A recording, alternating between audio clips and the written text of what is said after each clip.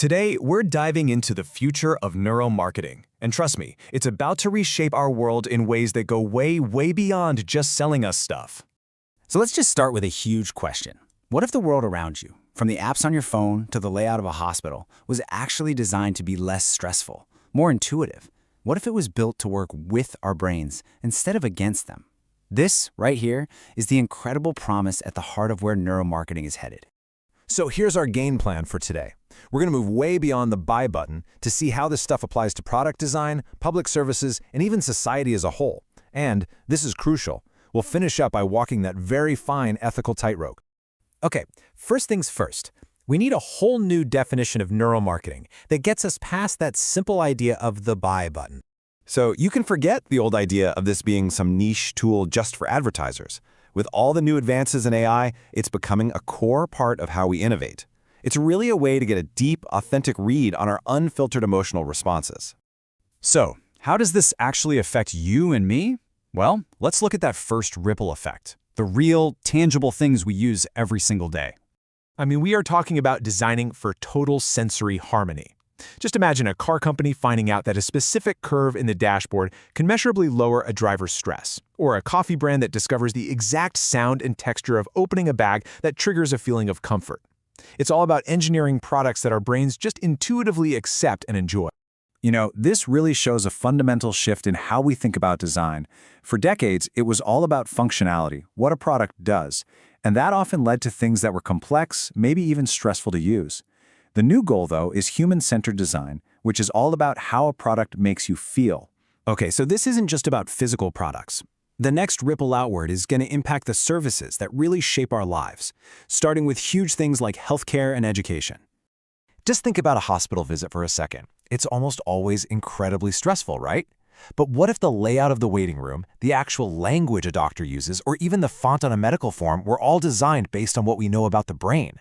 The goal would be to systematically reduce a patient's anxiety, build real trust with doctors, and help people make better, more informed decisions about their own health. And this same kind of thinking could totally revolutionize education. Imagine learning software that doesn't just throw information at you, but actually adapts to your brain in real time. It could sense when your attention is starting to drift or when you're getting tired, and then it could adjust the lesson to match your natural rhythm.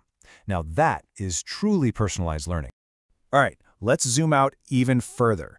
Let's talk about the widest ripple of all, how these ideas could improve communication on a massive societal scale. This quote, I think, just gets to the absolute heart of the societal shift. Instead of just trying to grab our attention with short-term tricks, the goal becomes building a genuine, long-term emotional connection and trust. And this could apply to everything, from the stories we watch to the public health messages we get from the government. And this is where the potential for public good becomes absolutely enormous. By understanding what truly connects with people, what builds trust versus what just triggers fear or confusion, public institutions could create communication that's way more effective. Think about it, health campaigns that actually change behavior for the better, or social programs that inspire real engagement. The positive impact could be massive. But with all this amazing potential, we have got to talk about the risks. And that brings us to the most critical part of this entire discussion, navigating the ethical tightrope. This really lays out the two futures we're staring down. On one side, you have the promise, empathetic design that helps us make better decisions and communicate more meaningfully. But on the other side, you have the peril, a world of subtle behavioral control, manipulation without our consent, and a slow, gradual loss of our own autonomy. That line between helping and manipulating is incredibly fine. So how do we make sure we stay on the right side of that line? Well, it's going to require a fierce commitment to three ethical pillars: absolute transparency in how these tools are being used, a deep respect for our mental privacy, and the steadfast protection of our individual autonomy, our right to choose for ourselves. And let's be crystal clear about what the positive vision is here. The goal should never be to replace human judgment. Instead, it should be to use this technology as a kind of mirror, a tool to help us better understand ourselves and to put the human experience back at the absolute center of every single decision, from how a product is designed to how public policy is crafted. Which brings us to the final critical question. As this technology weaves itself more and more into our lives, are we going to use it to build a more empathetic, intuitive, and human-centered world? Or are we going to stray down a more perilous path? The choice and the challenge is ours. We are standing right at the edge of a revolution in understanding the human mind. The whole field of neuromarketing is just exploding with new tech that can, and this is wild, literally see our thoughts and feelings as they're forming. But with this kind of incredible power comes a huge, huge responsibility. So the big question is, what do we do with it? Let's dive in. And this isn't just some marketing question, right? This is a deeply human one. Now that we can actually peek inside the black box of the brain, we have to be incredibly careful, incredibly thoughtful about what we do with that knowledge. This is a conversation that's going to define not just advertising, but the future of how we communicate with each other, period. So, what's really driving this new era? Well, it's kind of like a perfect storm of new technologies that are giving us this unprecedented look into the human mind. It's moving the whole field from, let's say, educated guesswork into the realm of real hard science. Look, this isn't about just one single breakthrough. It's the combination of all these things that's the real game changer. We can see the brain in stunning detail, we can use AI to find hidden patterns in all that data, and we can track our physical responses. Biometric data, things like heart rate, or tiny little changes in our skin that show excitement or stress. And maybe the most important part? We're doing all this in the real world now, not just some sterile lab. Okay, so this technology is obviously super powerful, but this isn't just about selling more stuff. This is about using our understanding of the brain to communicate more effectively and, honestly, more empathetically. Let's look at some of the incredible things this could actually mean for us. I mean, just imagine a doctor who can explain a really complex diagnosis in a way that actually calms you down instead of, freaking you out. That's the potential of this science in healthcare. By understanding how our brains process fear and uncertainty, we could make one of the most stressful experiences in life just a little less scary. And think about this one.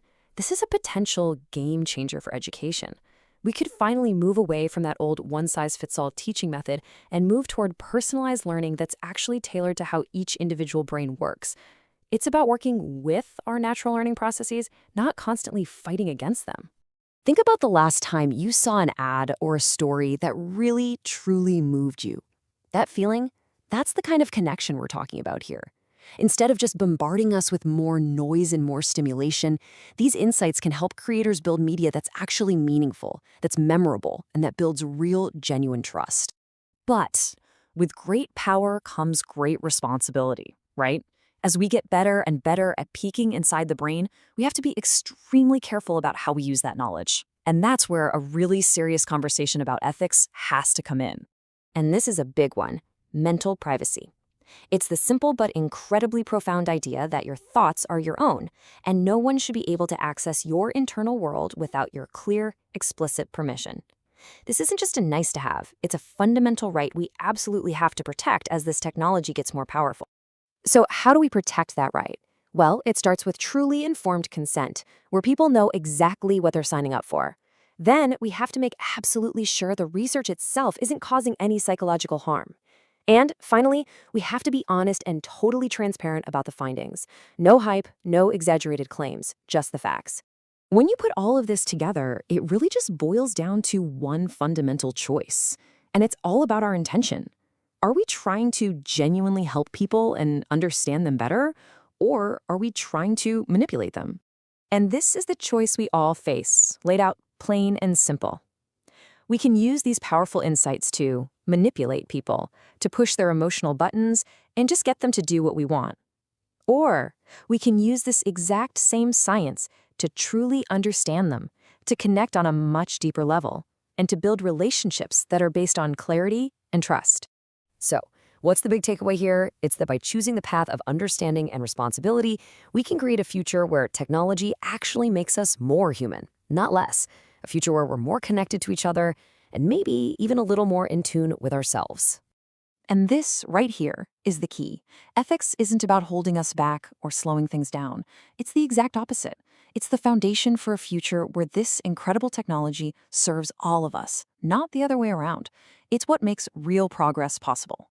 This is the future we're aiming for, one where science and technology help us connect with each other on a deeper, more genuine level, and where we all make decisions with a little more awareness and a little more intention. So, the future of neuromarketing is really in our hands.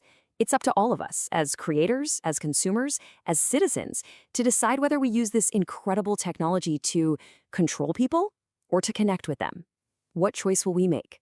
So, in healthcare, we've got all this amazing science to treat the body, right? But what about the science of actually communicating with the mind?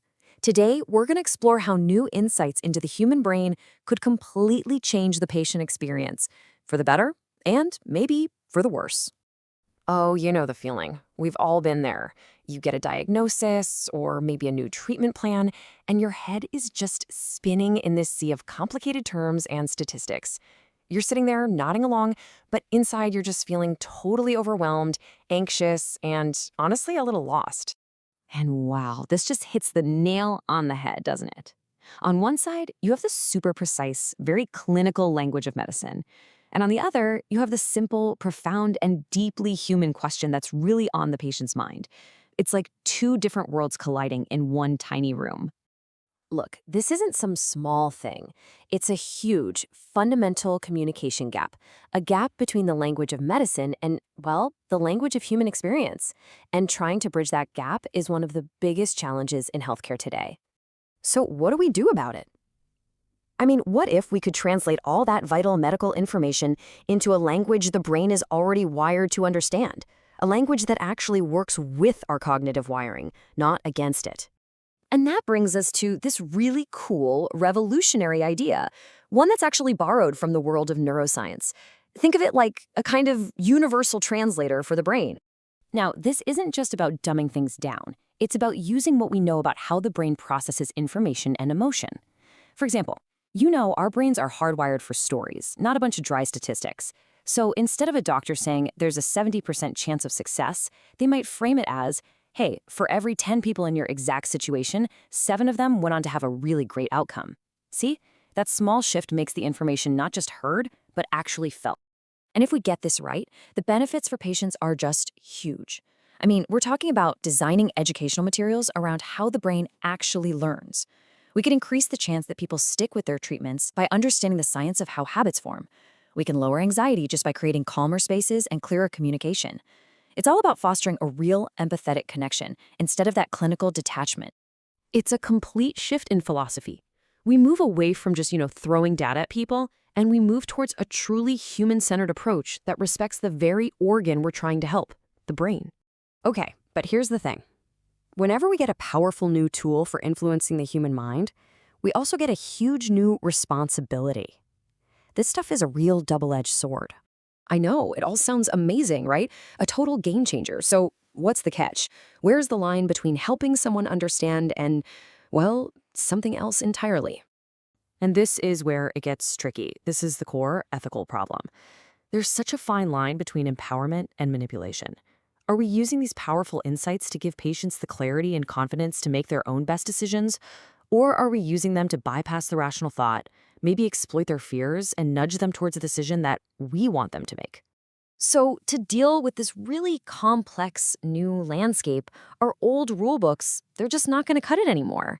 We need a whole new playbook, one that's designed for the complexities of a new science of the mind. Let's take informed consent, for example.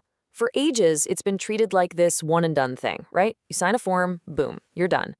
But this new model, which people are calling dynamic consent, reframes it completely. It's not just a moment, it's a process. It's this ongoing educational conversation that's all about making sure someone truly understands, not just getting a signature. Here's a great way to think about it. You wouldn't just sign a simple waiver to go fly into space, right? No way. You'd need a ton of training to really understand the risks and the tech. Well, as we start to explore the inner space of the brain, our consent process has to be just as serious and just as educational. And that leads us to another really powerful metaphor. Just as our knowledge of architecture evolved, our building codes had to evolve to keep people safe. The exact same thing has to happen for our ethics in neuroscience. Right, I mean, you'd never use the building code for a simple little hut to build a massive skyscraper. The complexity is just on a totally different level. In the same way, as our ability to understand and maybe even influence the brain gets skyscraper-level complex, our ethical building codes have to get way more sophisticated to protect us. So what does this actually look like? Well, The old idea of privacy, which was about basic data, evolves into safeguarding mental privacy, our actual thoughts and feelings. Autonomy shifts from just getting a signature to making sure a patient deeply understands what's going on. And the classic do no harm grows beyond just physical harm to include minimizing the psychological and emotional stress on a patient. Now, it's so important to get this next part. These new ethical rules, they aren't about pumping the brakes on progress. They are the very foundation that all future progress has to be built on. Because at the end of the day, if you don't have trust, the whole thing just crumbles. Patients won't feel safe, new technologies won't get adopted, and the incredible potential of a truly human-centered healthcare system will just never happen. So ethics here aren't the brakes. They're the guardrails that let us move forward safely. All right, so let's wrap this up. If we boil it all down, what are the big takeaways here? First, communication has to be designed for the human brain. Second, consent can't be just a checkbox anymore. It has to be a real educational journey. Third, our ethical rules have got to keep up with our technology. And finally, all of this, every bit of it, rests on a foundation of trust. And that really leaves us with one last massive question to think about. As our power to understand and decode the brain grows every single day, the challenge for all of us is to make absolutely sure that this powerful new knowledge is always used to serve our deepest human values, and not the other way around.